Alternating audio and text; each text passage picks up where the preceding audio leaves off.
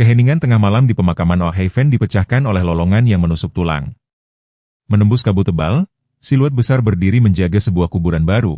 Matanya memantulkan cahaya bulan pucat seperti bara api yang menyala. Warga setempat sudah terbiasa dengan suara anjing yang menghantui, tangisan duka mendalam yang bergema di seluruh lembah setiap malam selama 3 bulan terakhir. Namun malam ini berbeda. Saat dua sosok bayangan menyelinap di antara batu-batu nisan, suasana berkabung tiba-tiba berubah menjadi ancaman. Postur anjing itu berubah. Lolongannya yang sedih berubah menjadi geraman rendah dan mengancam. Makhluk mirip shepherd besar itu, yang hanya dikenal sebagai Sersan, tidak pernah meninggalkan kuburan detektif David Miller sejak pemakaman. Bukan untuk makanan, bukan untuk tempat berteduh, bahkan bukan selama badai terburuk. Warga setempat menyebutnya pengabdian, polisi menyebutnya tidak biasa. Tetapi hanya Sersan yang tahu kebenaran yang akan mengguncang fondasi seluruh departemen kepolisian. Saat beberapa sorot lampu senter menembus kegelapan dan langkah kaki tergesa-gesa mendekati kuburan, otot-otot Sersan menegang. Malam ini, penjagaannya akan melayani tujuan yang jauh lebih besar daripada berkabung. Malam ini, kesetiaannya akan mengungkap kebenaran yang telah mati bersama tuannya, kebenaran yang akan membuktikan bahwa kematian detektif Miller bukanlah bunuh diri. Berikan suka dan bagikan pemikiran kalian di kolom komentar, beserta kota tempat kalian menonton. Sekarang, mari kita lanjutkan ceritanya.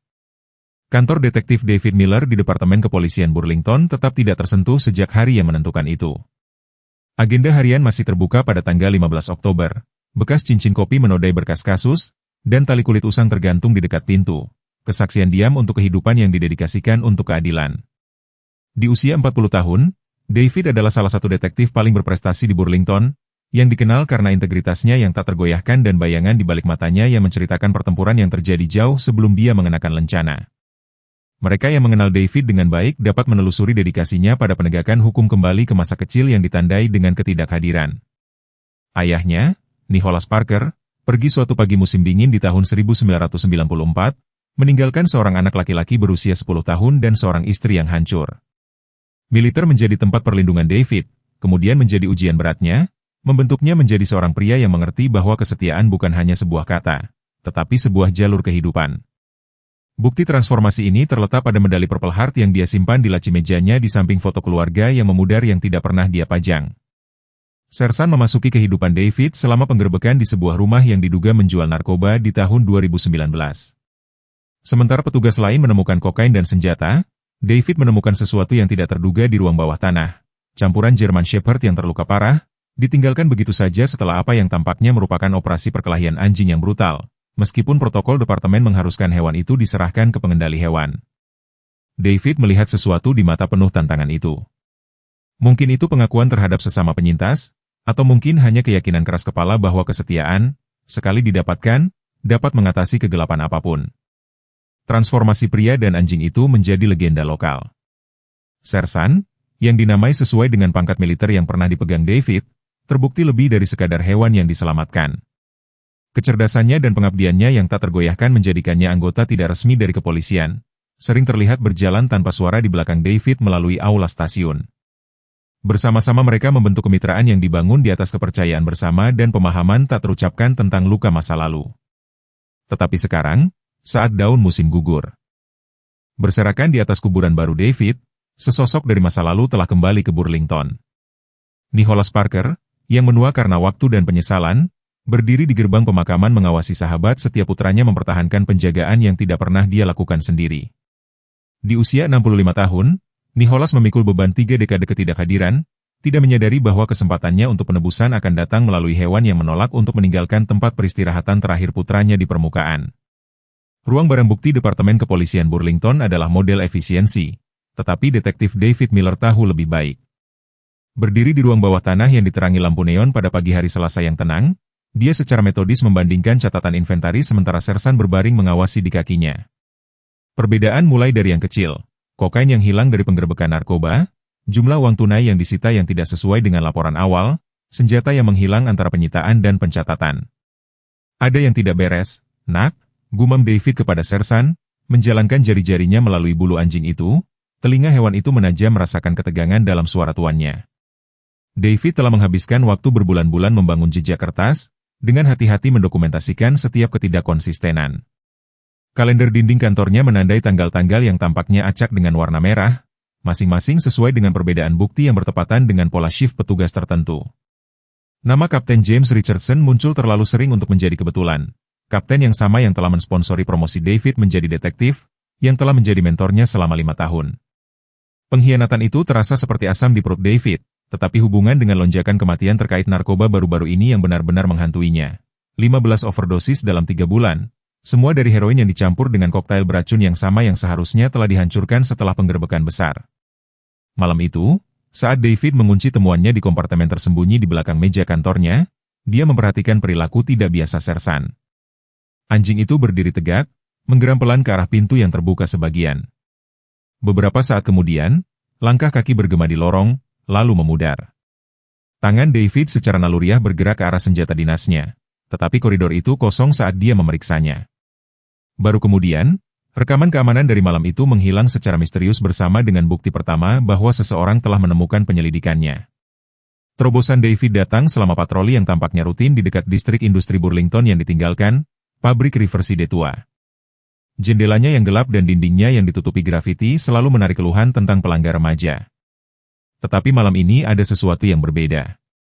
Perilaku Sersan berubah saat mereka mendekat, postur anjing itu menjadi kaku. Pelatihannya mengambil alih saat dia menunjukkan kehadiran narkotika. Melalui teropongnya, David mengamati pola yang muncul setiap Kamis malam. Antara pukul 2 dan 3 pagi, kendaraan tak bertanda akan tiba dengan interval yang tepat. Operasi itu metodis, profesional, tetapi yang membuatnya merinding adalah lambang berbentuk mahkota yang familiar di salah satu mobil patroli yang secara teratur lewat, bukan untuk menyelidiki tetapi untuk melindungi. Di apartemen kecilnya malam itu, David menyebarkan buktinya di atas meja dapur. Catatan keuangan, jadwal patroli, dan foto pengawasan membentuk gambaran yang menghancurkan. Kapten Richardson tidak hanya memungkinkan perdagangan narkoba, dia sedang mengaturnya. Operasi anti-narkoba departemen digunakan untuk menghilangkan persaingan, sementara narkoba yang disita didistribusikan kembali melalui jaringan petugas korup. Kita mendapatkannya, Sersan, bisik David, tangannya gemetar saat dia memutar nomor yang dia harap tidak pernah digunakan. Saluran aman menghubungkannya dengan agen Sarah Morrison di kantor lapangan FBI Burlington. Percakapan itu singkat, tetapi implikasinya sangat luas.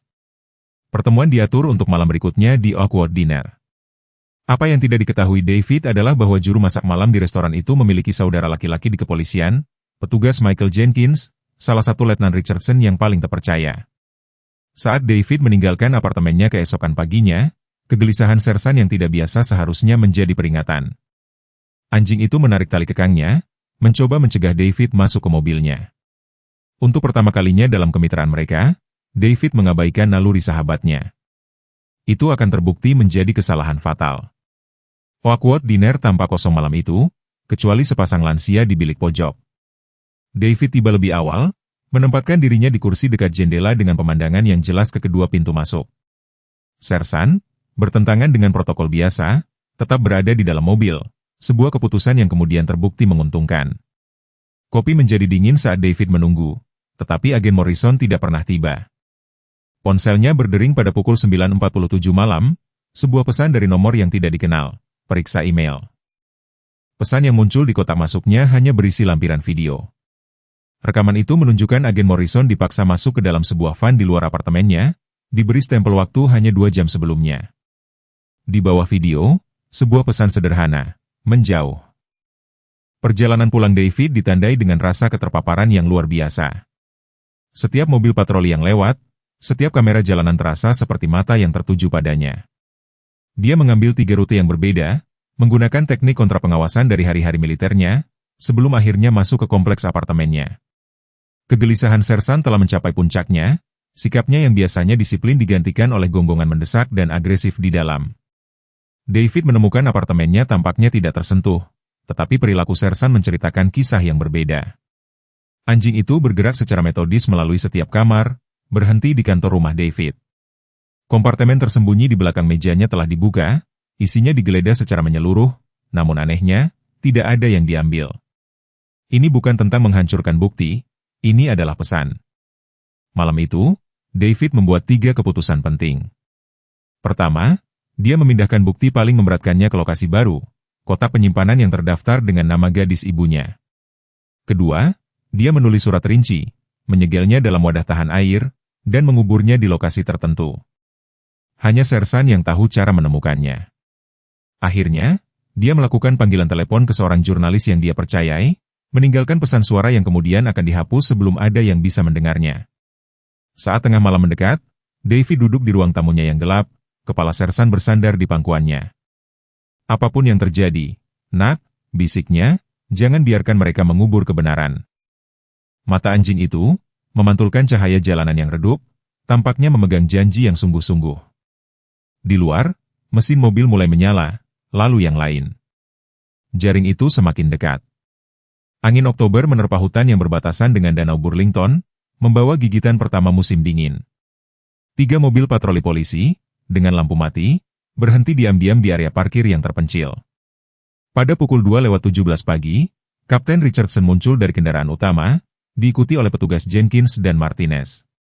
Mobil David sudah ada di sana, persis seperti yang mereka harapkan. Detektif Miller, suara Richardson terdengar di seluruh tempat parkir yang kosong. Kita perlu bicara. Nadanya hampir kebapakan, menutupi keseriusan dari apa yang akan datang.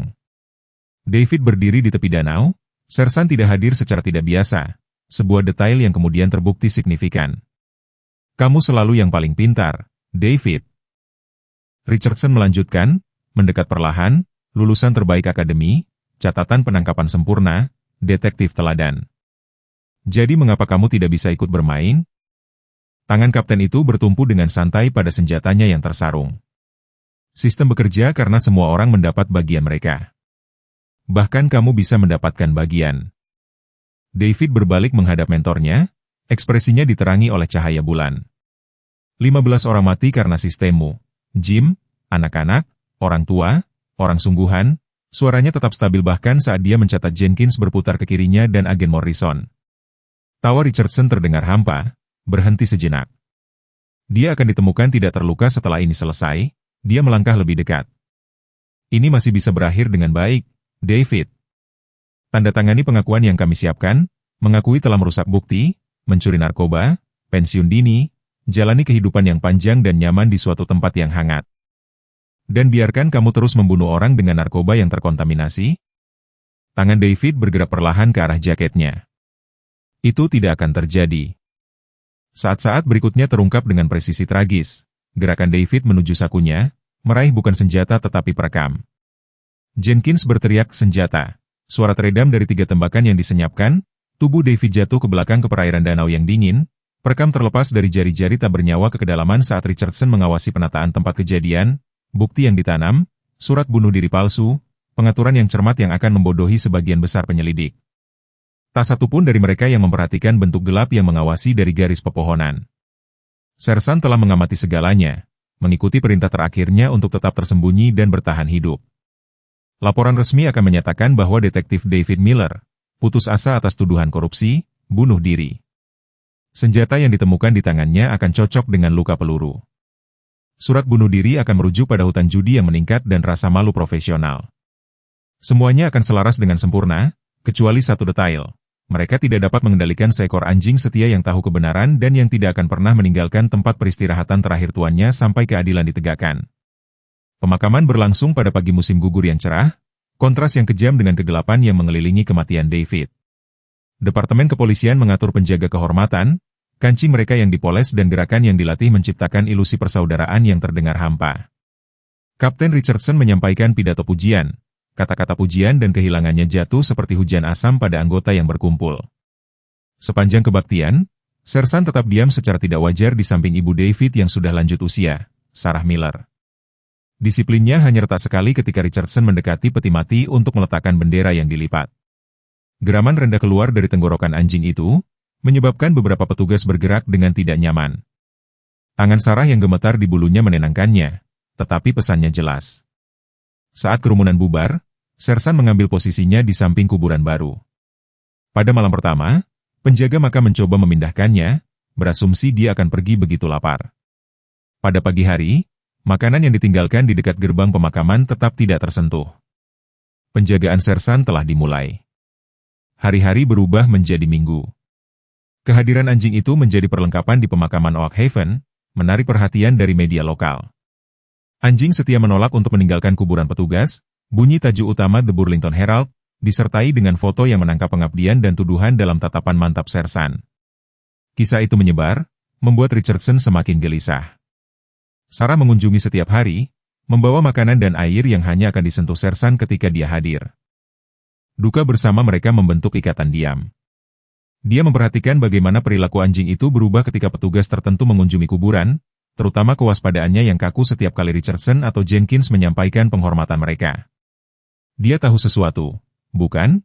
Bisiknya suatu malam, tangannya yang bengkok karena artritis, lembut di kepala Sersan. Mata anjing itu tertuju pada batu nisan David, menyimpan misteri yang tidak bisa dia uraikan, tetapi putranya telah mengajarinya untuk mempercayai naluri Sersan. Dia mulai menyimpan buku harian setiap pengunjung, setiap reaksi, membangun catatan yang kemudian akan terbukti penting. Pemakaman itu menjadi panggung tempat duka dan rasa bersalah memainkan drama harian mereka. Kehadiran Sersan memaksa petugas untuk mempertahankan penampilan berkabung, bahkan ketika kewaspadaannya yang tak tergoyahkan mengingatkan mereka akan pengkhianatan mereka. Setiap kunjungan menjadi ujian saraf, terutama bagi Jenkins, yang peningkatan konsumsi alkohol dan perilaku tidak menentu mulai menarik tatapan khawatir dari rekan-rekannya. Saat musim dingin mendekat, masyarakat berkumpul. Para donor anonim menyediakan tempat berlindung yang dipanaskan di dekat kuburan, yang hanya akan digunakan Sersan selama cuaca paling buruk. Anak-anak setempat meninggalkan persembahan, mainan, makanan, bahkan surat kepada anjing penjaga. Tetapi di malam hari, ketika pemakaman menjadi sunyi, tujuan sejati Sersan muncul. Patroli metodisnya di sekitar pekarangan, pengamatannya yang cermat terhadap pengunjung larut malam menunjukkan misi di luar sekadar berkabung. Nicholas Parker tiba di Burlington pada pagi Desember yang dingin, mobil sewaannya berhenti di tempat parkir pemakaman tepat saat matahari mulai terbit. 30 tahun penyesalan telah mengukir garis-garis dalam di wajahnya, rambutnya yang dulu gelap sekarang benar-benar beruban. Artikel surat kabar tentang anjing setia di kuburan petugas Miller telah menarik perhatiannya di rumahnya di Arizona, meskipun cerita itu tidak menyebutkan bahwa itu adalah kuburan putranya yang dijaga oleh anjing itu. Melalui kabut pagi, dia melihat bentuk khas campuran German Shepherd di dekat batu nisan yang lebih baru. Saat Nicholas mendekat, postur anjing itu berubah, waspada tetapi tidak agresif.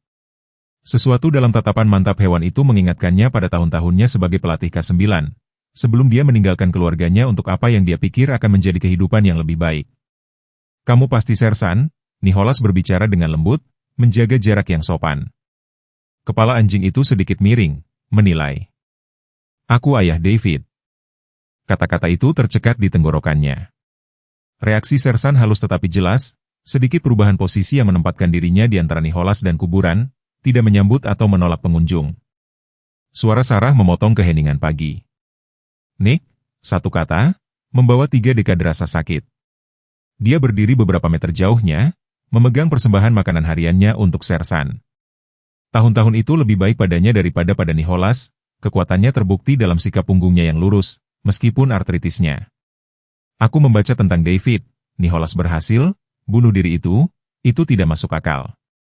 Dia masih anak-anak ketika aku pergi, tetapi bahkan saat itu dia adalah orang terkuat yang aku kenal." Matanya tertuju pada tanggal-tanggal yang terukir di batu, 40 tahun. "Aku melewatkan seluruh hidupnya." Tawa pahit Sarah tidak mengandung humor.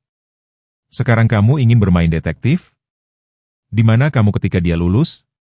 Ketika dia kembali dari perang dengan mimpi buruk? Ketika dia mendapatkan lencana detektifnya?" Setiap pertanyaan menghantam seperti pukulan fisik. "Apakah kamu tahu dia menyimpan setiap surat yang tidak pernah kamu tulis?" Saat mereka berbicara, perhatian Sersan beralih ke pintu masuk pemakaman tempat sebuah mobil patroli polisi berhenti perlahan. Petugas Jenkins duduk di belakang kemudi, mengawasi. Geraman rendah anjing itu menarik perhatian kedua orang tua itu. Ekspresi Sarah mengeras saat dia mengenali petugas itu. "Anjing itu," Nicholas mengamati, pelatihan profesionalnya mengambil alih. "Dia tidak hanya berkabung, bukan? Ini sesuatu yang lain." Dia memperhatikan bagaimana Sersan memposisikan dirinya untuk menjaga kuburan dan mobil Jenkins dalam garis pandangnya. "Aku sudah melatih ratusan K9. Ini adalah perilaku protektif. Dia menjaga sesuatu yang lebih dari sekadar ingatan." Sarah ragu-ragu, lalu membuat keputusan. "Ikutlah denganku," katanya pelan. "Ada hal-hal yang perlu kamu lihat, hal-hal yang David temukan sebelum." Dia melirik mobil Jenkins, sekarang menjauh, tetapi tidak di sini, terlalu banyak mata. Saat mereka pergi, Sersan tetap di posnya, tetapi matanya mengikuti Nicholas, melihat bukan ayah yang meninggalkan putranya, tetapi mungkin sekutu dalam pencarian kebenaran yang akan segera dimulai. Masyarakat Burlington yang erat mulai retak seiring dengan semakin dalamnya musim dingin. Kehadiran Sersan yang berkelanjutan di kuburan David Miller memicu diskursus publik meningkat tentang keadaan seputar kematian sang detektif. Halaman editorial The Burlington Herald dipenuhi dengan surat setiap minggu yang membawa pertanyaan baru tentang narasi bunuh diri resmi. Margaret Wilson, pemilik Main Street Bakery tempat David membeli kopi paginya selama bertahun-tahun, berbicara lebih dulu. Detektif Miller ada di sini sehari sebelum dia meninggal. Katanya kepada siapapun yang mau mendengarkan, dia sedang merencanakan pesta ulang tahun ibunya untuk bulan depan, bahkan membeli sertifikat hadiah. Apakah itu terdengar seperti seorang pria yang berencana untuk mengakhiri hidupnya? Kata-katanya membawa bobot di sebuah kota di mana semua orang mengenal satu sama lain. Para pendeta setempat bergabung dalam percakapan. Pendeta Thomas Anderson, yang telah menasihati David melalui perjuangan pasca perangnya, melanggar kerahasiaannya yang biasa untuk berbicara kepada jemaatnya. Saya telah membimbing banyak jiwa melalui masa-masa kelam, dia menyatakan dari mimbar. David Miller memiliki iblis, ya, tetapi dia telah belajar untuk menghadapinya. Dia telah menemukan tujuan. Lebih penting lagi, dia telah menemukan kedamaian. Respon Departemen Kepolisian hanya meningkatkan kecurigaan. Memo Kapten Richardson kepada semua petugas yang secara ketat melarang mereka untuk membahas kasus Miller dengan publik, bocor ke media sosial. Penjelasannya, melindungi martabat seorang petugas yang gugur, terdengar hampa jika dibandingkan dengan penjagaan Sersan yang tak tergoyahkan. Pertemuan Dewan Kota menjadi medan pertempuran. Generasi muda, yang dipimpin oleh mantan siswa sekolah menengah David dari pekerjaan sukarlanya, menuntut penyelidikan independen. Garda tua, menyadari reputasi dan nilai properti Burlington, mendesak untuk membiarkan anjing tidur berbaring, pilihan kata yang tidak menguntungkan yang hanya memperkuat oposisi. Titik balik datang ketika Sarah Miller, didukung oleh Nicholas Parker, menghadiri pertemuan dewan.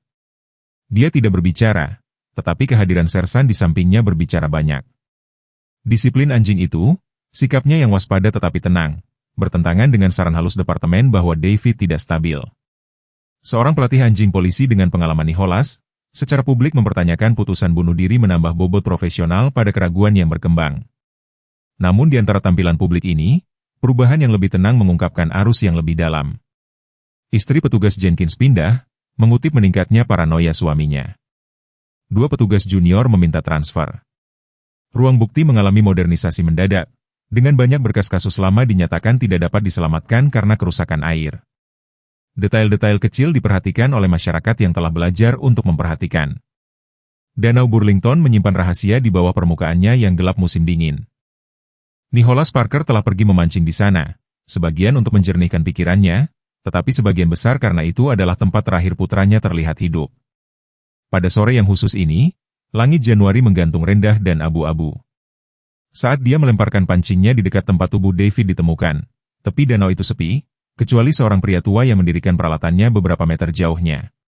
Nicholas mengenalinya dari pertemuan Dewan Kota terbaru, Walter Thompson, seorang pensiunan guru sekolah yang telah berbicara dengan penuh semangat tentang pekerjaan David dengan pemuda bermasalah. Mereka bertukar anggukan singkat yang umum di antara para nelayan, menetap dalam keheningan yang nyaman dari pengejaran bersama mereka. 1 jam berlalu sebelum suara Walter memecah keheningan. Hal yang aneh, katanya hati-hati, menggulung pancingnya, saya memancing di sini hampir setiap malam, ada di sini malam itu juga. Sebenarnya, malam anak laki-lakimu meninggal. Tangan Nicholas terdiam di batangnya. Hal lucu tentang bunuh diri, Walter melanjutkan, suaranya terdengar di udara dingin, kebanyakan orang tidak membutuhkan 3 tembakan untuk melakukannya. Sebelum Nicholas dapat menanggapi, sebuah mobil patroli berhenti di tempat parkir di belakang mereka. Petugas Jenkins keluar, diikuti oleh petugas Martinez. Pendekatan mereka tampak santai, tetapi Nicholas mencatat tangan mereka bertumpu di dekat senjata mereka. Walter, bagaimanapun, melanjutkan seolah-olah dia tidak memperhatikan mereka, mendengar 3 tembakan sejelas siang, lalu percikan, lalu pintu mobil, tetapi ketika saya menelepon, ya, petugas operator tidak memiliki catatan panggilan saya. Orang tua itu mengemas peralatannya dengan lambat yang disengaja. Tentu saja ingatan saya tidak seperti dulu, menjadi tua, itu yang terjadi padamu? Suara Jenkins memotong udara berat. Selamat sore para tuan, melakukan beberapa memancing musim dingin. Nadanya ramah tetapi matanya keras. Tuan Parker tidak mengharapkan untuk melihat Anda di sini, agak dingin untuk seseorang yang terbiasa dengan cuaca Arizona. Hanya mencoba untuk memahami anak saya dengan lebih baik, jawab Nicholas dengan tenang, mencatat bagaimana Martinez telah memposisikan dirinya di antara Walter dan tempat parkir. Tuan Thompson di sini berbagi beberapa kearifan memancing lokal, bukan? Jenkins melangkah lebih dekat, salju berderit di bawah sepatunya. Tuan Thompson memiliki imajinasi yang cukup besar. Semua jam yang dihabiskan sendirian di tepi danau membuat trik, terutama di malam hari. Ancaman dalam suaranya nyaris tidak terselubung. Walter memanggul peralatan memancingnya, wajahnya yang menua tenang. Ingatan adalah hal yang lucu. Petugas Jenkins, kadang-kadang ia membutuhkan sedikit bantuan untuk kembali, seperti rekaman kamera dashboard dari mobil patroli Anda malam itu, yang gagal secara misterius. Jika seseorang mencari cukup keras, cadangan mungkin muncul. Ketegangan pecah ketika sekelompok remaja tiba, obrolan keras mereka bergema di danau. Jenkins dan Martinez menarik diri, tetapi pesan mereka telah disampaikan. Saat Walter berjalan ke mobilnya, dia menekan amplop kecil ke tangan Nicholas. Anak laki-lakimu adalah orang baik, bisiknya, anjingnya tahu itu, dan beberapa dari kita belum lupa.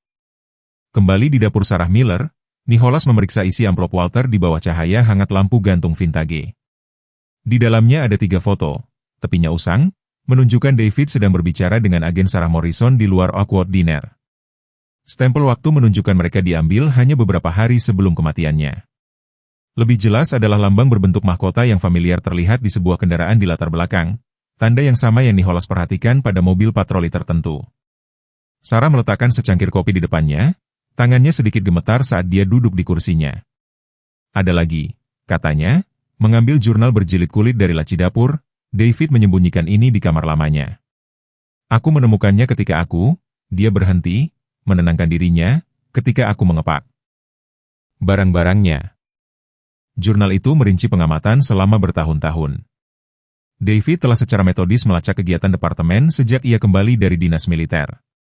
Apa yang dimulai sebagai catatan rutin berkembang menjadi jaringan hubungan yang kompleks, penyitaan narkoba yang tidak pernah sampai ke bukti, kematian mencurigakan yang diputuskan sebagai overdosis, pola patroli yang melindungi daripada mencegah kegiatan kriminal. Lambang mahkota, Nicholas mencatat, menunjuk ke sketsa rinci David. Itu bukan masalah departemen, itu seperti tanda tangan yang menandai kendaraan mana yang merupakan bagian dari operasi mereka. Latar belakang penegakan hukumnya membantunya melihat pola yang telah diungkapkan David. Sarah meraih album foto lama. Beralih ke halaman tertentu, lihat ini, katanya, menunjuk sebuah foto dari kelulusan Akademi David. Di sana, berdiri di samping David muda, adalah Kapten Richardson mengenakan pena dasi aneh, mahkota emas kecil. Percakapan mereka terganggu oleh cakaran mendesak di pintu belakang. Sersan berdiri di sana, posturnya waspada. Nicholas telah mengatur agar anjing itu sementara dibebaskan dari tugasnya. Memahami bahwa kehadirannya mungkin sangat penting, anjing itu bergerak langsung ke lemari Sarah, mencakar di dasarnya. Memindahkan lemari mengungkapkan papan lantai yang longgar. Di dalam ruang tersembunyi terdapat wadah tahan air. Permukaannya berdebu tetapi utuh. Di dalamnya ada surat tulisan tangan David, tertanggal sehari sebelum kematiannya, dan alat perekam kecil. Ibu, surat itu dimulai, jika kau membaca ini, Sersan telah melakukan persis seperti yang kulatih untuk dilakukan. Ada alasan mengapa aku tidak pernah menyimpan bukti di rumah atau di kantor. Korupsi lebih dalam dari yang kubayangkan. Tapi aku menemukan sesuatu yang tidak bisa mereka kubur. Alat perekam berisi percakapan, pertukaran berkode yang cermat antara petugas tentang pengiriman dan jadwal, tetapi yang paling signifikan, itu berisi percakapan antara David dan Kapten Richardson yang membahas kerja sama agen Morrison. Rekaman terakhir tertanggal malam David meninggal. Saat mereka mendengarkan, perilaku Sersan berubah. Anjing itu pindah ke jendela, perhatiannya tertuju pada jalan. Di luar, melalui senja yang berkumpul, mereka bisa melihat mobil patroli melakukan lintasan ketiga malam itu di sana. Mengawasi Sarah berbisik, suaranya tenang, meskipun ketakutannya. Mereka selalu begitu. Nicholas mempelajari materi di hadapan mereka, pelatihan bertahun-tahun membantunya menyatukan teka-teki yang telah dicoba dipecahkan oleh putranya hingga meninggal. David tidak hanya menemukan operasi mereka secara tidak sengaja. Dia menyadari dia secara sistematis membongkarnya, dan di suatu tempat ada bukti yang akan menjatuhkan semuanya. Badai musim dingin yang melanda Burlington malam itu memberikan perlindungan sempurna untuk apa yang akan datang. Nicholas Parker meninggalkan rumah Sarah pada pukul 11 malam. Bukti yang diamankan di saku bagian dalam jaketnya, alat perekam, dan jurnal David telah mengungkapkan lebih dari sekadar korupsi. Mereka mengungkap perusahaan kriminal yang diatur dengan cermat yang telah beroperasi di dalam Departemen Kepolisian Burlington selama bertahun-tahun. Saat Nicholas mengemudikan mobil sewanya melalui jalan-jalan yang sepi, salju yang turun mengurangi jarak pandang hingga hanya beberapa kaki. Dia memperhatikan mobil patroli berlogo mahkota hanya ketika lampunya tiba-tiba berkedip. Di belakangnya, suara petugas Jenkins berderak melalui pengeras suara, memerintahkannya untuk menepi. Protokol dan pelatihan bertahun-tahun memberitahu Nicholas bahwa ini bukan pemberhentian rutin. Dia berhenti di tempat parkir kosong pabrik Riverside yang ditinggalkan, lokasi yang sama yang telah diawasi putranya beberapa bulan sebelumnya. Melalui kaca spionnya, Nicholas menyaksikan Jenkins dan Martinez mendekat, sorot senter mereka menembus salju yang berputar-putar.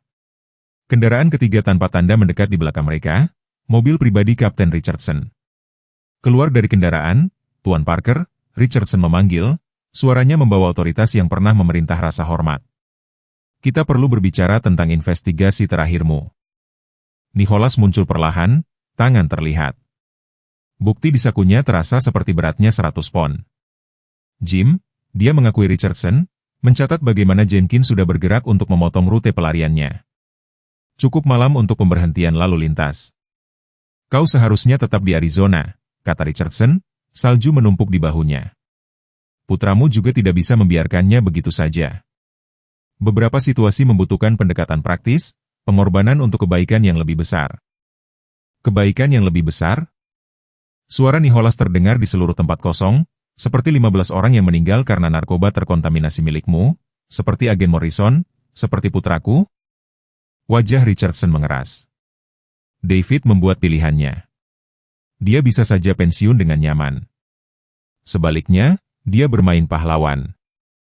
Dia menunjuk ke Jenkins, geledah dia. Alat perekam dan jurnal. Kami tahu Sarah menemukannya. Saat Jenkins melangkah maju, malam itu meledak menjadi kekacauan. Sosok besar meledak dari bayangan, sersan bayangan yang diam-diam mengikuti Nicholas dari rumah Sarah. Pelatihan anjing itu dimulai dengan presisi yang menghancurkan, menjatuhkan Jenkins sebelum dia bisa mengeluarkan senjatanya. Tembakan Martinez meleset, suaranya diredam oleh angin yang menderu. Dalam kebingungan, Nicholas menunduk di belakang mobilnya. Pelatihan K9 bertahun-tahun memungkinkannya untuk mengantisipasi gerakan sersan berikutnya.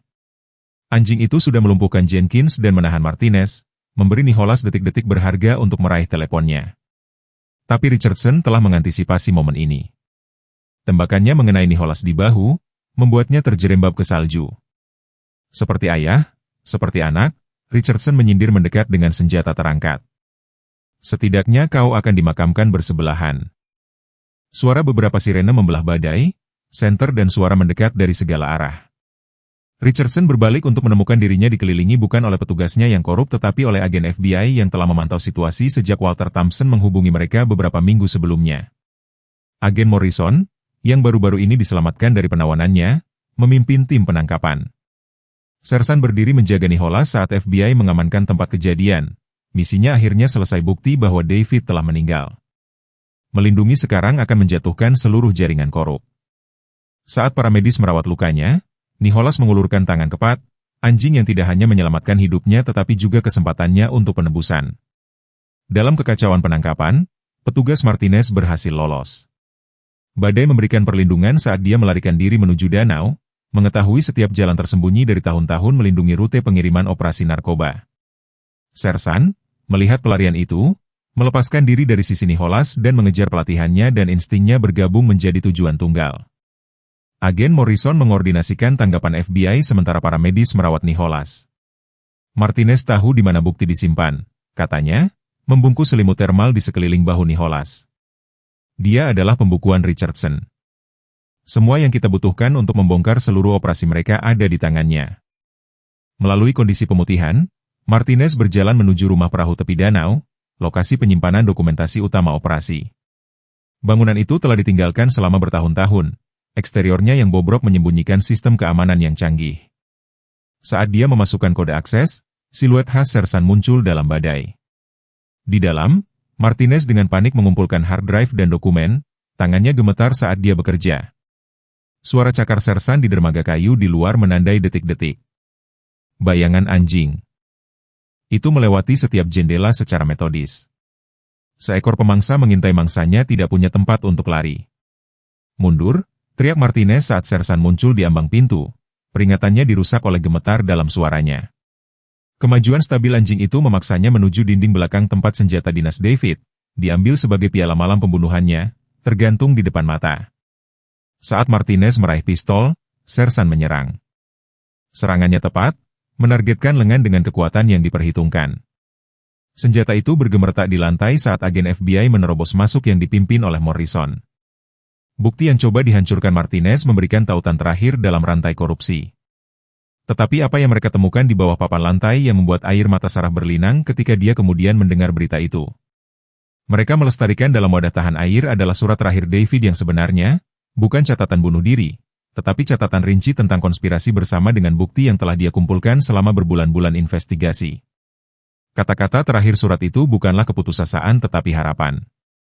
Kebenaran akan terungkap. Sersan tahu jalannya.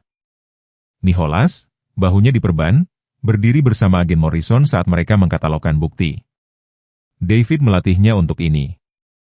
Nicholas menyadari, menyaksikan Sersan mempertahankan penjagaannya yang waspada setiap malam di kuburan, dia tidak hanya berduka. Dia melindungi penyelidikan, mengawasi saat yang tepat. Badai mulai mereda saat fajar mendekat Sersan. Pekerjaannya selesai, berbalik ke arah pemakaman tempat cahaya pertama akan segera menyentuh kuburan David. Langkahnya lebih ringan sekarang misinya selesai. Di belakangnya, suara beberapa penangkapan bergema di seberang danau tempat tuannya meninggal melindungi kebenaran yang akhirnya dia bantu ungkapkan. Markas Departemen Kepolisian Burlington berdengung dengan aktivitas saat agen FBI melaksanakan surat perintah penggeledahan di seluruh gedung. Kapten Richardson, sekarang dalam tahanan, menyaksikan dari ruang interogasi saat dekade korupsi yang dibangun dengan hati-hati runtuh. Bukti dari rumah perahu telah mengungkap tidak hanya operasi narkoba tetapi jaringan korupsi yang menjangkau beberapa yurisdiksi. Agen Morrison berdiri di depan pers yang berkumpul di tangga gedung pengadilan, penawanan terakhirnya terlihat jelas dalam bayangan di bawah matanya, tetapi suaranya kuat. Hari ini kami mengumumkan dakwaan terhadap 12 petugas penegak hukum saat ini dan mantan sehubungan dengan pembunuhan detektif David Miller, dan perusahaan kriminal yang meluas beroperasi di dalam Departemen Kepolisian Burlington. Di dalam gedung pengadilan, Nicholas Parker duduk bersama Sarah saat pembacaan dakwaan Richardson berlangsung. Permohonan mantan kapten yang mengaku bersalah atas semua tuduhan termasuk pengakuan penuh telah mengatur pembunuhan David. Keterangannya mengungkapkan kedalaman konspirasi, bagaimana penyelidikan metodis David telah mengancam tidak hanya operasi mereka tetapi karir politik dan kepentingan bisnis di seluruh negara bagian. Yang mulia, Richardson berbicara kepada pengadilan. Kehadiran perintahnya berkurang karena pakaian penjara. Detektif Miller menemukan operasi kami melalui pekerjaan polisi yang sah. Kami tidak punya pilihan selain melenyapkannya, tetapi kami tidak pernah mengantisipasi bahwa anjingnya akan menjadi kehancuran kami. Tawanya yang pahit tidak mengandung humor, sahabat terbaik manusia. Memang, bukti yang ditemukan melukiskan gambaran lengkap. David telah menemukan bahwa penyitaan narkoba departemen sedang dijual kembali melalui jaringan distribusi yang canggih. Batch yang terkontaminasi yang menewaskan 15 orang telah sengaja dirilis untuk melenyapkan operasi saingan. Penyelidikan David hampir mengungkap segalanya yang mengarah pada keputusan putus asa untuk membungkamnya. Saat proses selesai, Sarah mendekati Richardson. Putraku meninggal melindungi komunitas ini dari orang-orang seperti dirimu, katanya, suaranya tenang, tetapi bahkan dalam kematian dia menemukan cara untuk membawamu ke pengadilan. Nicholas berdiri di sampingnya. Kehadirannya mendukung kekuatan yang dia temukan untuk menghadapi pembunuh putranya. Di luar media menangkap gambar yang kuat, Sersan akhirnya dibebaskan dari tugas jaga kuburnya, duduk dengan bangga di antara Sarah dan Nicholas saat mereka meninggalkan gedung pengadilan. Misi anjing itu, direncanakan dengan hati-hati oleh David di hari-hari terakhirnya, telah mencapai kesimpulannya. Kebenaran yang dia lindungi hingga mati akhirnya terungkap. Berita malam akan menunjukkan adegan kuat lainnya di kuburan David, sekarang dihiasi dengan bunga segar dan prasasti baru yang mengakui pengorbanannya dalam tugas. Sersan berbaring dengan damai untuk pertama kalinya sejak pemakaman. Beban misi rahasianya terangkat. Dia sekarang bisa benar-benar berduka dan mengingat rekannya.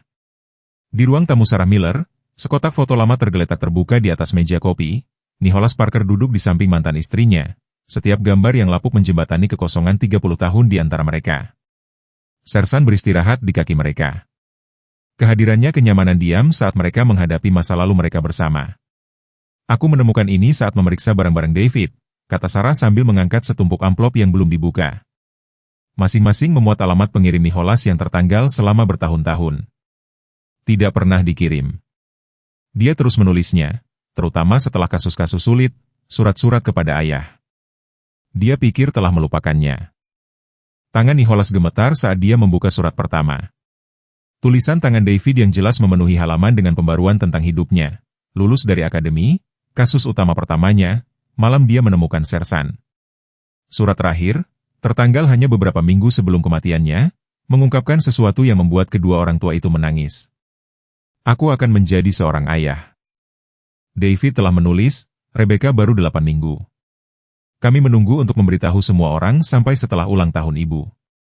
Aku terus memikirkan ayahku sendiri, bertanya-tanya apakah menjadi seorang ayah akan membantuku memahami mengapa dia pergi. Tapi aku tahu satu hal, aku tidak akan pernah meninggalkan anakku. Sarah mengeluarkan gambar USG kecil dari dompetnya. Rebecca membagikan ini kepadaku setelah pemakaman. Dia telah pindah kembali ke rumah orang tuanya di Michigan. Itu laki-laki. Suaranya terputus. Dia menamainya David. Wahyu itu menghantam Nicholas seperti pukulan fisik. Tidak hanya dia kehilangan putranya, tetapi dia juga kehilangan kesempatan untuk memperbaiki diri sebagai seorang kakek. Aku pergi karena kupikir aku melindungi kalian berdua. Dia mengakui dekade rasa bersalah tumpah keluar dari kasus terakhir yang saya kerjakan sebelum saya menghilang. Aku menemukan korupsi di unit K9-ku. Ketika mereka mengancam keluargaku, aku lari daripada berjuang. Aku menghabiskan 30 tahun menyesali pilihan itu. Sersan mengangkat kepalanya, perhatiannya tertuju pada lencana detektif yang dibingkai David di perapian. Paralelnya jelas, ayah dan anak sama-sama mengungkap korupsi, tetapi di mana Nicholas melarikan diri, David berdiri teguh. Dia lebih berani daripada aku. Nicholas mengakui dia menghadapi pilihan yang sama denganku, tetapi dia memilih untuk melindungi orang lain daripada melarikan diri, dan dia melatih Sersan untuk menyelesaikan apa yang dia mulai, bahkan jika itu merenggut nyawanya. Sarah meraih tangan Nicholas, gerakan pengampunan pertama dalam 3 dekade. David belajar, dia berkata dengan lembut, dari kesalahanmu. Dia mengerti bahwa melarikan diri dari kejahatan hanya membiarkannya tumbuh lebih kuat. Itu sebabnya dia bertahan, mengapa dia berjuang dan itu sebabnya kita perlu berada di sini untuk anaknya untuk memastikan keberaniannya tidak dilupakan. Saat malam tiba di Burlington, kakek dan nenek yang akan datang duduk bersama. Merencanakan masa depan yang akan menghormati pengorbanan putra mereka. Sersan mengawasi mereka. Kesetiaannya sekarang meluas ke seluruh keluarga, termasuk anak yang belum lahir yang akan membawa nama dan warisan David. Pemeriksaan formal atas kematian detektif David Miller diadakan di gedung pengadilan bersejarah Burlington. Agen Morrison mempresentasikan temuan FBI ke galeri yang penuh sesak di mana warga dan pers berkumpul untuk mendengar kebenaran penuh tentang petugas mereka yang gugur. Penyelidikan detektif Miller dimulai pada bulan Juni ketika dia melihat perbedaan dalam sistem pencatatan bukti departemen. Morrison merinci selama 6 bulan dia dengan cermat mendokumentasikan pencurian dan penjualan kembali narkotika yang disita secara sistematis. Operasi tersebut menghasilkan jutaan keuntungan ilegal setiap tahun, dengan hasil pencucian uang melalui berbagai bisnis lokal. Keterangan itu mengungkapkan peristiwa hari terakhir David dengan presisi klinis. Rekaman keamanan yang dipulihkan dari bangunan terdekat menunjukkan 3 kendaraan polisi berkumpul di lokasinya. Catatan telepon seluler menempatkan Richardson, Jenkins, dan Martinez di tempat kejadian. Balistik mengkonfirmasi 3 senjata dinas yang berbeda ditembakkan. Walter Thompson, nelayan tua, memberikan keterangan penting. Aku mendengar suara detektif Miller dengan jelas malam itu. Dia menceritakan dia berusaha untuk berbicara dengan mereka, menawarkan mereka kesempatan untuk mengaku bersih. Kemudian saya mendengar Kapten Richardson berkata, sudah terlambat untuk kesepakatan, David. Saat itulah tembakan datang. Laporan revisi pemeriksa medis melukiskan gambaran yang jelas. Otopsi awal sengaja menyesatkan. Dr. Eleanor Hughes bersaksi detektif Miller menderita 3 luka tembak. Tidak ada yang secara konsisten merupakan akibat dari melukai diri sendiri. Sudut dan lintasan peluru menunjukkan dia ditembak oleh beberapa penyerang dari posisi yang berbeda. Yang paling memberatkan adalah bukti yang telah dikumpulkan sendiri oleh David. Jurnalnya yang ditemukan merinci cakupan penuh korupsi, hakim yang membatalkan kasus karena suap, bisnis yang mencuci uang, petugas yang menanam bukti pada warga negara yang tidak bersalah. Penyalahgunaan kekuasaan sistematis berlangsung selama 15 tahun. Sarah dan Nicholas duduk bersama melalui kesaksian itu, kesedihan mereka bersama memberi jalan kepada kebanggaan, ketika warisan sejati David muncul. Dia tidak mati dalam rasa malu, seperti yang diklaim departemen, tetapi dalam tindakan keberanian tertinggi, melindungi komunitasnya sampai akhir.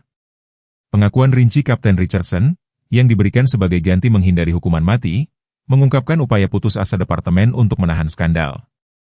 Miller terlalu teliti, akunya. Setiap kali kami pikir kami telah menahan penyelidikan, bagian lain dari bukti akan muncul. Itu seperti dia memiliki rencana cadangan untuk rencana cadangannya. Wahyu bahwa David telah mengantisipasi pembunuhannya dan melatih Sersan untuk melindungi bukti mengejutkan pengadilan. Jaga Sersan yang tak tergoyahkan di kuburan lebih dari sekadar kesedihan. Itu adalah fase terakhir dari rencana yang diatur dengan hati-hati untuk memastikan keadilan akan berlaku. Audit komprehensif FBI terhadap Departemen Kepolisian Burlington mengungkapkan korupsi sistemik yang melampaui perdagangan narkoba. Investigator negara bagian dan federal menduduki markas departemen selama berminggu-minggu, secara metodis mengungkap perusahaan kriminal yang telah beroperasi dengan impunitas selama lebih dari 1 dekade. Agen khusus Morrison berbicara pada pertemuan Dewan Kota yang diadakan khusus yang merinci luasnya korupsi. Operasi tersebut menyentuh setiap aspek penegakan hukum di Burlington, jelasnya, dari log bukti yang dimanipulasi hingga sumpah palsu yang terkoordinasi, dari penegakan selektif hingga intimidasi strategis terhadap saksi. Cakupannya belum pernah terjadi sebelumnya di departemen sebesar ini. Penyelidikan keuangan terbukti sangat memberatkan. Akuntan forensik melacak jutaan hasil ilegal melalui jaringan bisnis lokal. Crown Dinner Long, yang disukai oleh petugas untuk makanan gratis, muncul sebagai hak pencucian uang utama. Pemiliknya, sepupu Kapten Richardson, telah memproses lebih dari $4 juta keuntungan narkoba melalui kontrak catering yang dibuat-buat dengan departemen. Catatan urusan internal, yang sebelumnya disegel, mengungkapkan pola pelapor yang dibungkam. 3 petugas yang telah mengangkat kekhawatiran tentang praktik departemen telah secara sistematis didiskreditkan melalui bukti yang ditanam dan tuduhan pelanggaran yang dibuat-buat. Kasus mereka sekarang akan dibuka kembali, reputasi mereka dipulihkan. Biaya manusia menjadi jelas ketika para korban korupsi muncul, keluarga yang terkoyak oleh penangkapan palsu, bisnis yang diperas untuk uang perlindungan, saksi yang diintimidasi menjadi diam. Setiap cerita menambah beban pengorbanan David Miller. Penyelidikannya tidak hanya mengungkap kejahatan.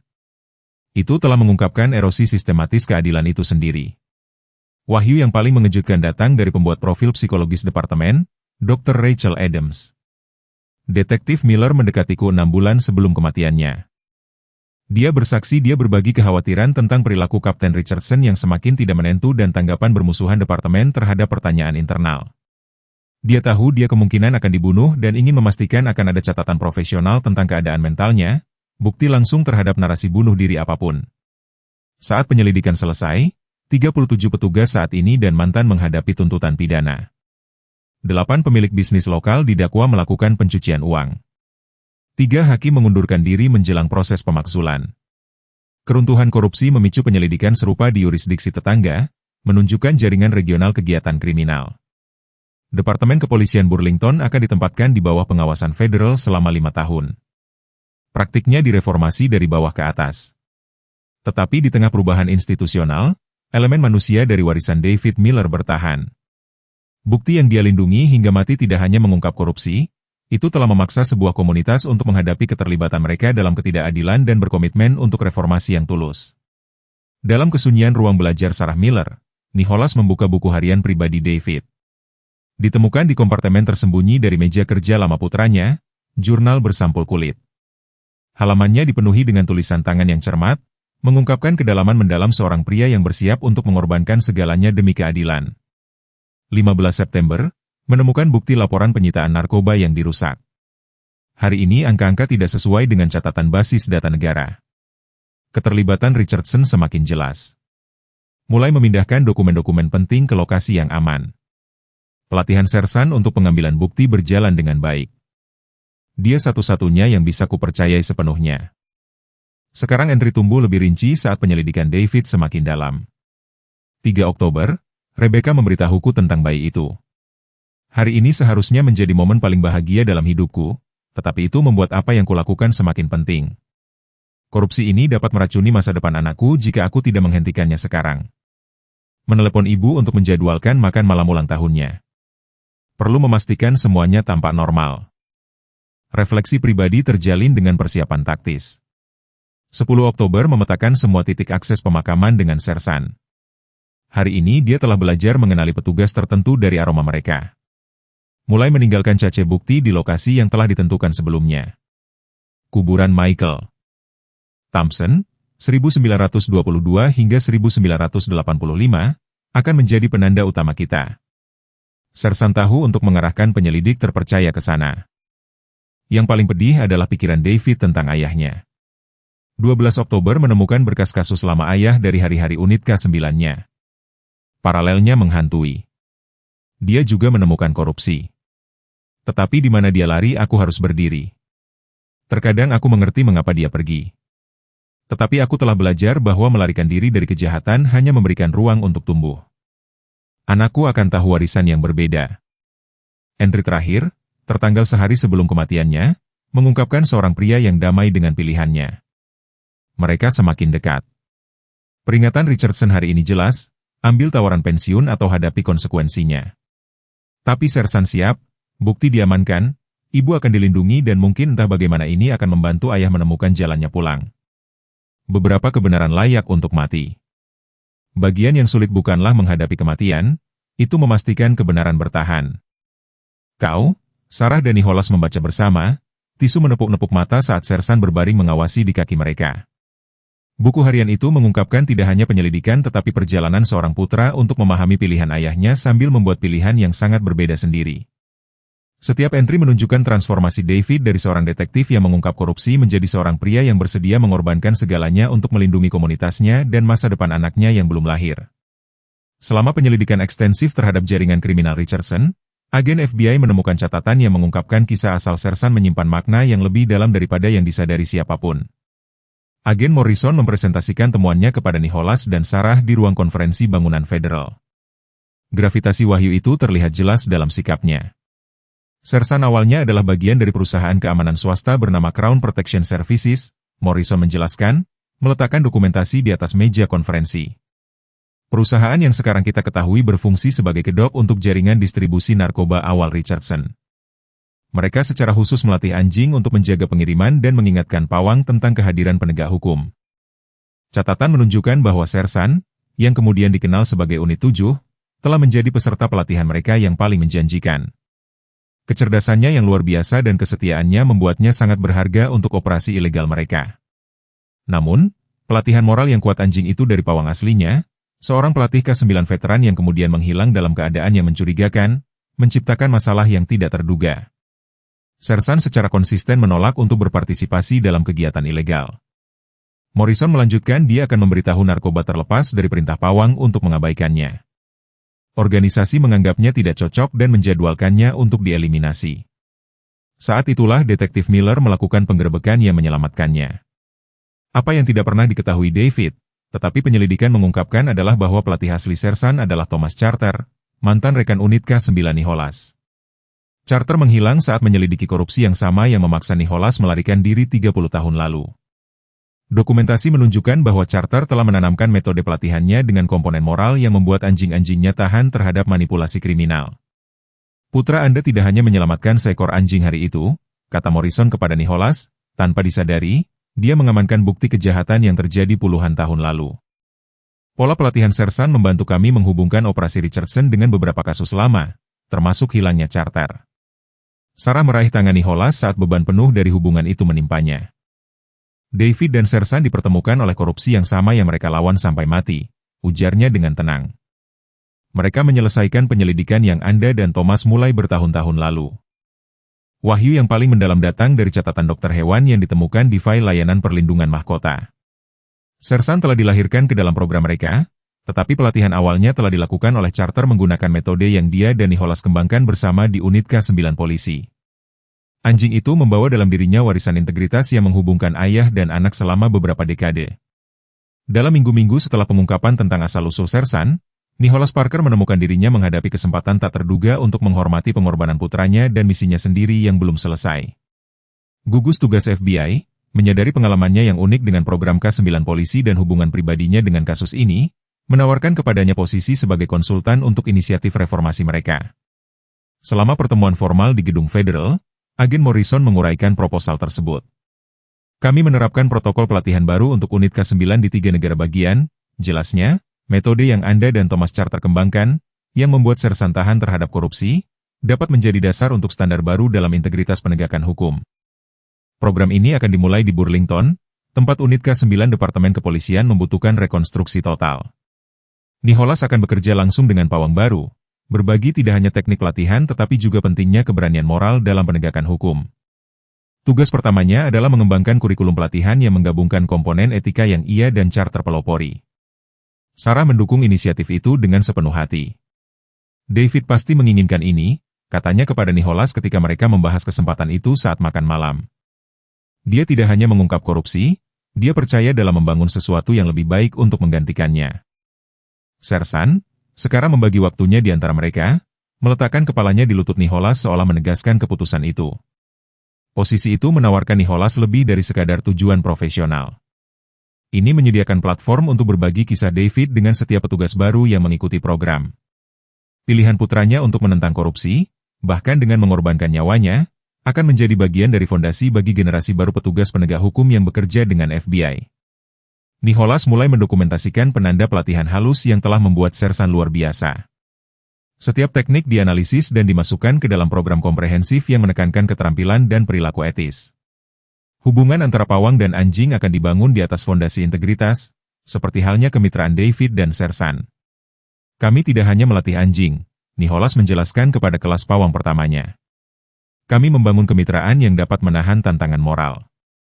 Putraku dan anjingnya menunjukkan kepada kita bahwa ikatan terkuat antara pawang dan K9 dibangun di atas nilai-nilai bersama, bukan hanya perintah bersama. Saat program terbentuk, Nicholas akhirnya dapat memenuhi janji yang telah ia tinggalkan 30 tahun lalu. Korupsi yang memaksanya melarikan diri sedang dibongkar secara sistematis, digantikan oleh prinsip-prinsip yang ia dan Carter coba lindungi melalui pekerjaan ini.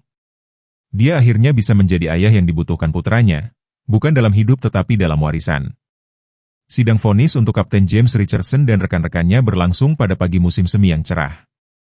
Gedung pengadilan Burlington yang bersejarah, ruangannya dipenuhi di luar kapasitas, menjadi saksi babak terakhir dari tragedi yang telah mengguncang komunitas hingga intinya.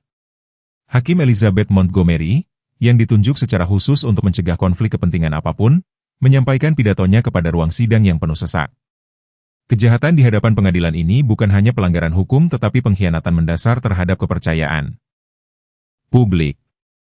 Ketika mereka yang bersumpah untuk melindungi malah menjadi pemangsa, fondasi masyarakat sipil terancam. Richardson tidak lagi mengenakan seragam kaptennya tetapi pakaian penjara standar, berdiri saat vonisnya dibacakan, 25 tahun tanpa kemungkinan pembebasan bersyarat, atas pembunuhan detektif David Miller. Hukuman tambahan berturut-turut untuk perdagangan narkoba, korupsi, dan konspirasi membuat total hukumannya menjadi penjara seumur hidup. Petugas Jenkins dan Martinez menerima hukuman serupa, sementara jaringan pejabat dan pemilik bisnis yang korup menghadapi hukuman mulai dari 10 hingga 30 tahun. Suara hakim memiliki bobot khusus saat dia berbicara tentang restitusi. Tidak ada jumlah uang yang dapat mengganti nyawa detektif Miller atau kerusakan yang dilakukan pada komunitas ini. Oleh karena itu, selain hukuman finansial, saya memerintahkan pembuatan dana integritas dan penegakan hukum David Miller. Semua aset yang disita dari kasus ini akan mendukung reformasi polisi dan program pelatihan anti korupsi. Sarah Miller, didukung oleh Nicholas Parker, menyampaikan pernyataan dampak korban yang membuat banyak orang menangis. Putra saya percaya bahwa membela kebenaran sepadan dengan harga berapapun. Hari ini harga itu telah dihitung, diukur, dan keadilan telah ditegakkan. Tetapi ukuran keadilan yang sebenarnya adalah bagaimana kita menghormati pengorbanannya melalui tindakan kita ke depan. Tangga gedung pengadilan menjadi tempat berkumpulnya komunitas setelah hukuman dijatuhkan, warga yang telah menderita di bawah rezim korup berbagi cerita mereka. Mantan petugas yang telah dipaksa keluar karena mempertanyakan praktik departemen dibuktikan secara publik. Agen Morrison mengumumkan bahwa beberapa kasus lama, termasuk hilangnya Thomas Carter, akan dibuka kembali berdasarkan bukti baru. Kehadiran sersan di persidangan menarik perhatian khusus. Anjing itu duduk dengan waspada di antara Sarah dan Nicholas, sikapnya protektif dan bangga. Media lokal mengabadikan momen ketika Hakim Montgomery meninggalkan bangku untuk secara pribadi mengakuinya, mencatat dalam kata-kata penutupnya bahwa terkadang penjaga keadilan yang paling kuat berjalan dengan 4 kaki. Pagi musim gugur membawa perubahan mendalam ke rumah tangga Miller Parker. Rebecca, janda David, tiba dari Michigan bersama David Jr. yang berusia 6 bulan, menandai kepulangannya pertama ke Burlington sejak pemakaman. Sersan, yang telah membagi waktunya di antara rumah Sarah dan Nicholas, menunjukkan kelembutan langsung dengan bayi itu yang membuat semua orang menangis. David selalu mengatakan Sersan bisa membaca hati orang, komentar Rebecca, menyaksikan anjing itu memposisikan dirinya secara protektif di dekat kereta bayi. Pertemuan di ruang tamu Sarah membawa beban kehilangan dan janji pembaruan. Nicholas, sekarang sepenuhnya tertanam dalam perannya dengan program reformasi K9 FBI, mengamati interaksi dengan apresiasi profesional dan kebanggaan kakek. Sarah mengeluarkan sekotak barang-barang David yang diawetkan dengan hati-hati, dipilih khusus untuk saat ini. Ini harus bersama putranya, katanya, mengeluarkan barang satu persatu, lencana polisi pemula David, Purple Heart-nya dari dinas militer dan, yang paling pedih, surat yang telah ia tulis untuk anaknya yang belum lahir yang ditemukan di antara barang-barangnya. Setelah penyelidikan selesai, surat itu dibacakan dengan keras oleh Nicholas atas permintaan Rebecca, mengungkapkan harapan David untuk masa depan anaknya. Saya mungkin tidak ada di sana untuk membimbingmu, tetapi ketahuilah bahwa setiap pilihan yang saya buat adalah untuk memastikan kamu akan tumbuh di dunia di mana integritas lebih penting daripada kenyamanan, dan keberanian berarti membela kebenaran, bahkan ketika itu datang dengan harga yang mahal. Seiring berjalannya hari, dinamika keluarga bergeser, secara halus tetapi signifikan. Rebecca berbagi rencananya untuk kembali ke Burlington secara permanen, menerima posisi mengajar di sekolah menengah atas setempat. Sarah dan Nicholas, hubungan mereka sendiri diubah oleh kesedihan dan tujuan bersama, telah menciptakan sistem pendukung yang akan merangkul ibu dan anak. Peran Sersan dalam rekonstruksi keluarga ini terbukti penting. Anjing itu bergerak mulus di antara anggota keluarga, kehadirannya, jembatan hidup antara masa lalu dan masa depan. Ketika David Jr. meraihnya dengan tangan kecilnya, penerimaan sabar Sersan tampaknya mewujudkan semangat perlindungan tuannya yang asli. Sore hari diakhiri dengan kunjungan ke makam David, sekarang dihiasi dengan bunga segar dan tambahan kecil pada batu nisan. Putra ayah yang terkasih dan penjaga kebenaran. Sersan, tidak lagi mempertahankan pengawasannya yang konstan tetapi hadir untuk momen keluarga ini, berdiri mengawasi saat 3 generasi bersatu dalam ingatan dan harapan. Setahun setelah hukuman Richardson, Departemen Kepolisian Burlington menyelenggarakan upacara wisuda perdana untuk unit K9 yang direformasi. Fasilitas pelatihan, yang baru dibaptis sebagai Pusat Pelatihan K9 David Miller, menyambut kelas lulusan pertamanya di bawah kepemimpinan Nicholas Parker. Upacara ini memiliki makna khusus karena Sersan, sekarang secara resmi pensiun dari tugas aktif, menerima medali prestasi seumur hidup pertama Departemen untuk layanan luar biasa. Penghargaan yang dipresentasikan oleh agen Morrison, mengakui tidak hanya perannya dalam mengungkap korupsi tetapi kontribusinya yang berkelanjutan untuk program pelatihan baru tempat ia membantu mengevaluasi calon K9.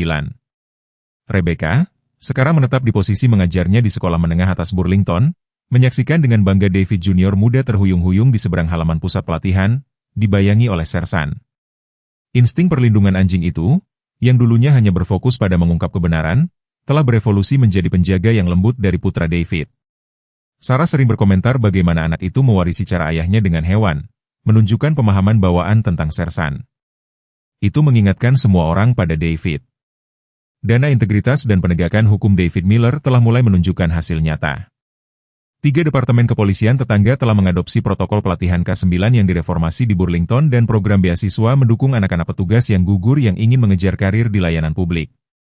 Dewan Direksi Dana, yang diketuai oleh Sarah Miller, memastikan bahwa setiap inisiatif mewujudkan prinsip yang telah dilindungi David sampai mati.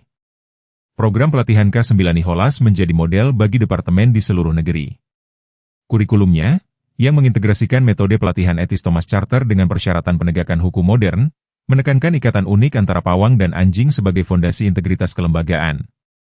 Setiap kelas yang lulus mendengar kisah David, memahami bahwa peran mereka meluas di luar penegakan hukum ke pelestarian keadilan itu sendiri. Komunitas Burlington juga telah berubah.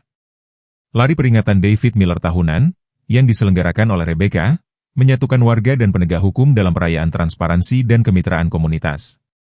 Acara ini termasuk setiap tahun di pemakaman Oak Haven, tempat Sersan akan memimpin peserta ke makam David, Tidak lagi dalam pengawasan abadi tetapi dalam peringatan yang membanggakan, saat daun musim gugur berjatuhan di sekitar pusat pelatihan. Pada hari wisuda itu, 3 generasi Miller dan Parker menyaksikan tim K9 baru menunjukkan keterampilan mereka. Sersan, abu-abu di sekitar moncong tetapi masih bermartabat. Duduk di antara Sarah dan Nicholas saat David Junior muda menggenggam tangan kakeknya. Tangan anak laki-laki itu yang lain bertumpu secara alami di kepala Sersan dan, gemas sadar dari gerakan ayahnya, ayahmu akan bangga, Sarah berbisik kepada cucunya saat mengamatinya berinteraksi dengan Sersan. Dia membantu membuat dunia sedikit lebih baik dan sekarang kita harus terus membuatnya lebih baik, satu hari dalam satu waktu. Matahari terbenam di atas Burlington, cahayanya menyentuh moto baru pusat pelatihan K9 yang terukir di batu. Integritas di atas segalanya, untuk mengenang detektif David Miller. Di bawah kata-kata ini, siluet sederhana seorang pawang dan anjing berfungsi sebagai pengingat abadi bahwa terkadang, tindakan loyalitas terbesar datang dari penjaga yang paling tak terduga. Di senja tahun-tahun kita sering merenungkan warisan yang kita tinggalkan. Kisah detektif David Miller mengingatkan kita bahwa tidak pernah terlalu terlambat untuk memperbaiki kesalahan masa lalu kita, untuk membangun kembali ikatan keluarga yang rusak atau untuk membela apa yang benar. Pengorbanannya dan kesetiaan anjingnya yang tak tergoyahkan, Sersan, berbicara tentang nilai-nilai abadi yang dijunjung tinggi generasi kita, integritas, tugas, dan keberanian untuk menghadapi kesalahan kita. Ketika Nicholas Parker kembali setelah 30 tahun, ia menemukan penebusan bukan dalam menghapus masa lalunya, tetapi dalam menghormati pengorbanan putranya dengan menyelesaikan misi yang mereka bagi secara tidak sadar. Ini sangat beresonansi dengan kita yang membawa penyesalan tentang pilihan keluarga yang dibuat beberapa dekade lalu. Ini mengajarkan kita bahwa meskipun kita tidak dapat mengubah masa lalu, kita masih dapat menyembuhkan masa depan. Kisah 3 generasi yang disatukan melalui kehilangan dan kesetiaan mengingatkan kita bahwa pengalaman hidup kita, bahkan kesalahan kita, dapat melayani tujuan yang lebih besar, seperti pengawasan Sersan yang waspada atas makam David. Dedikasi kita untuk keluarga dan kebenaran mungkin membutuhkan kesabaran, tetapi keadilan dan rekonsiliasi tetap mungkin bahkan di tahun-tahun kita selanjutnya. Ini adalah pengingat yang kuat bahwa kesempatan kita untuk membuat perbedaan, untuk menyembuhkan luka lama dan untuk memperkuat ikatan keluarga tidak pernah berakhir. Saya harap Anda menikmati cerita hari ini. Berlangganan saluran ini sehingga Anda tidak ketinggalan lebih banyak cerita seperti ini. Tinggalkan suka dan komentar di bawah apa yang Anda pikirkan tentang cerita ini. Sampai jumpa di video berikutnya.